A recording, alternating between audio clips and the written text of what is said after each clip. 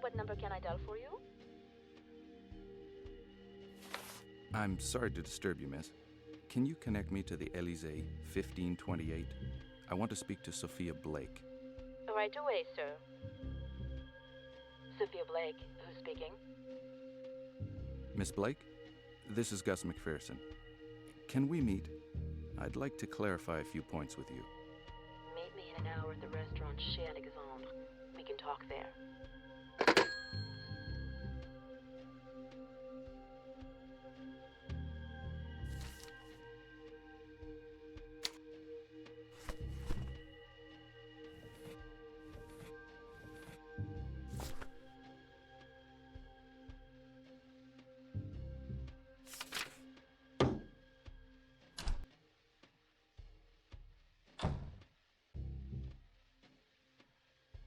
It would be better if you spoke to Inspector Lebrun directly. I will show you in immediately. I do not want to be mixed up in all this. No thanks, it's not for me. Way too complicated.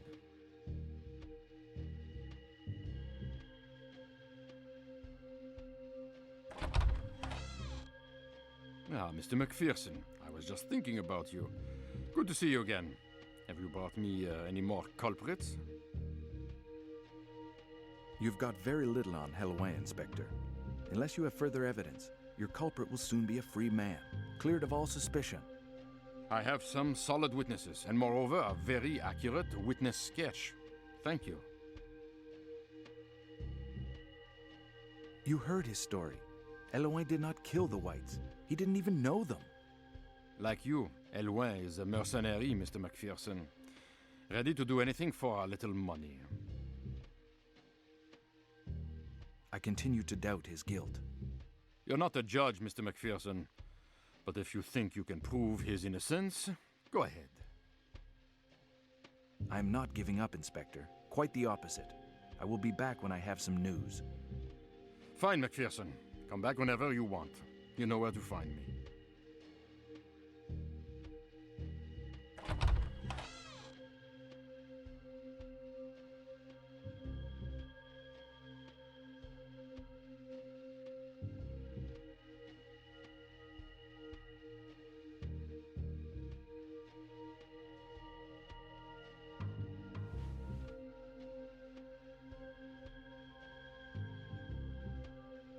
I do not want to be mixed up in all this. No thanks, it's not for me.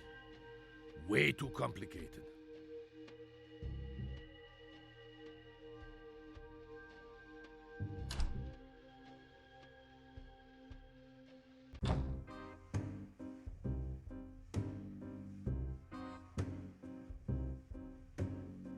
Mac, you disappear for ages, then turn up without warning. You must be after something. Berenice, you're my little green fairy. With everything we've been through together, I know you'll always be here for me. You're the only person in Paris I can trust. So... Still the same sense of humor. I see the Parisian air inspires you. No, seriously. You're really the only person I can trust. I have one or two questions that I need you to answer. Mac, you know full well I would not refuse you anything. Ask, I'll find you the answer. Berenice, do you remember the other night before you came round to my place? I had some complications. That guy who got away from me. Well, I caught up with him, but I need to know if you have seen him here before. Elouin. Jacques Elouin. Yes, well, I think it was the same. He came asking questions a few days ago. I don't know.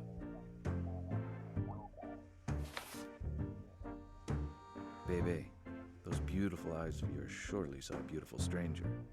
Especially an American. Do you remember a guy at the Alembic going by the name of Paul Eaton? It's funny you mention it. Another detective came and asked me the same thing a few days ago. Good-looking bloke, that P.I. Nice mustache. Yes, I remember Eaton.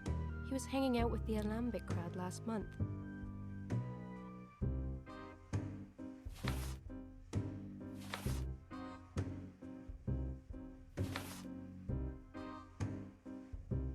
Berenice, it is vital you tell me everything you know about Paul Eaton. And I warn you, everything he has told you is probably lies. I think his name is also a fake. He was not very chatty, Polly boy. I must say, he did not speak French very well. All I got was that he was in Paris with his sister, who I never saw. He hinted once or twice that they were onto something big, loads of cash, easy work. You know, Mac, now that I think of it, Paul Eaton was definitely the dodgy type. Hulot, the boss? Is he there?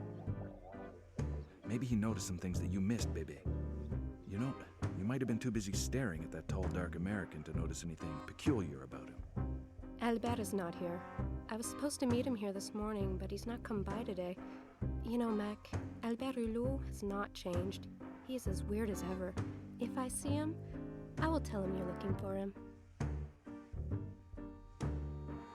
Have you seen anything of Paul Eaton since? No point getting all jealous, Mac. You're the only American in my heart. I've not seen Eaton here again. And as for Albert, the owner, I have no idea.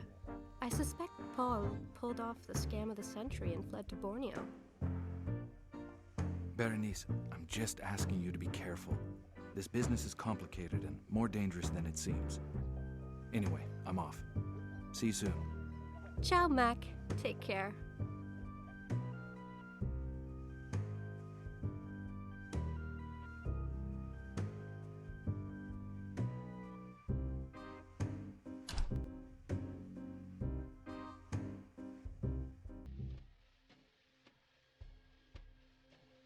No one here.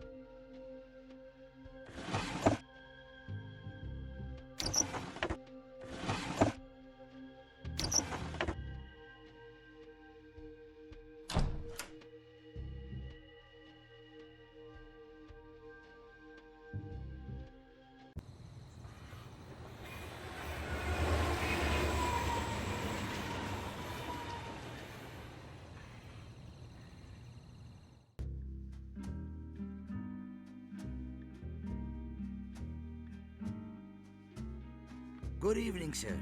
Welcome to Chez Alexander. Can I do anything for you, sir?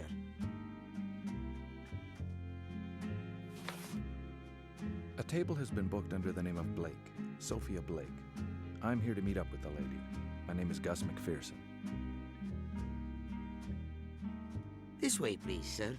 Miss Blake is waiting for you.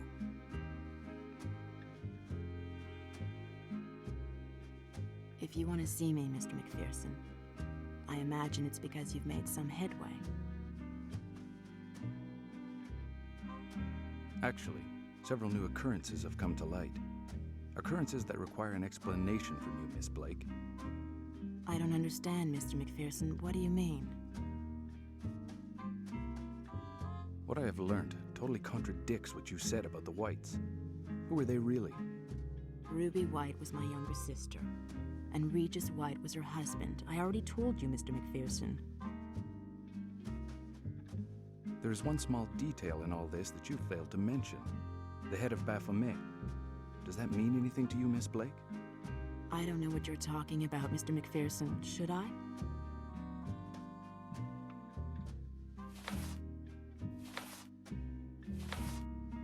I'm sorry, Miss Blake, but I cannot continue working under these conditions. Don't leave me alone, Mr. MacPherson. My life's in danger. I'm sorry I tricked you. I am going to tell you everything about the danger that we're in. What do you want to know?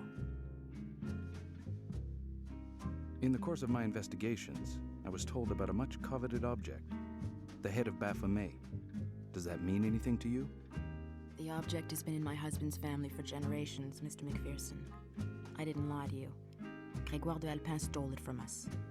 My husband, already weak from his illness, died of sorrow. I now want to retrieve what is rightfully mine and avenge the memory of the man I loved. Then you recognize the existence of this man Grégoire d'Alpin. Who is he really? A madman, blinded by an obsession to possess a supposedly valuable relic. The head of Baphomet. By stealing it, he destroyed my life. D'Alpin led my husband to his death, my family to ruin. What exactly is the importance of this object, this head of Baphomet? And why is d'Alpin so anxious to get hold of it? I don't really know. My husband was very secretive about the value of the head of Baphomet. As for me, I simply want to retrieve what is rightfully mine. But d'Alpin and his lot venerate the relic, surrounded with many legends. Legends of immortality. As you grow old, these legends suddenly become a source of hope, a source of life and death. Ruby and Regis White never existed. Not as you describe them anyway. Who were they really? I don't have a sister, Mr. MacPherson. Ruby White's real name was Faye Johnson, and Jerome Johnson was her real husband. I hired them, a terrible mistake on my part, but I'm not responsible for their death. What were they doing in Paris? I want the truth, Miss Blake. They were supposed to retrieve the object that was stolen from me. Everything was planned in minute detail. They failed. Their death is a regrettable accident.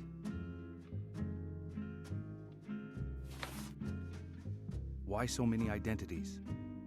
They were professional con artists, Mr. MacPherson. As soon as they occupied their room at the Hôtel Orphée, they became the Whites, a rich couple on vacation. It was also the signal that they had pulled it off. I was supposed to take delivery of the merchandise. Unfortunately, they were killed in the meantime.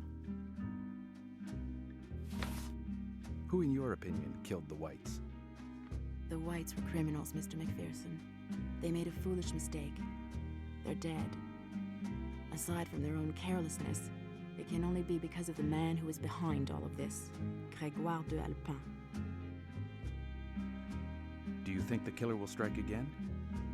He would do anything to achieve his aim, Mr. MacPherson. Everyone who has crossed his path is in danger. The man is insane. He'll kill again. You must understand that you are the only one who can stop him. We have to put an end to this madness. The object must be found before other heads roll. Go and tell the police what you have told me. Inspector Lebrun will be glad to help you. He'll understand, I'm sure. You still haven't understood. The police do not want a part of this. D'Alpin has the Paris police in his pocket, Mr. MacPherson. Paris is just a puppet on his string.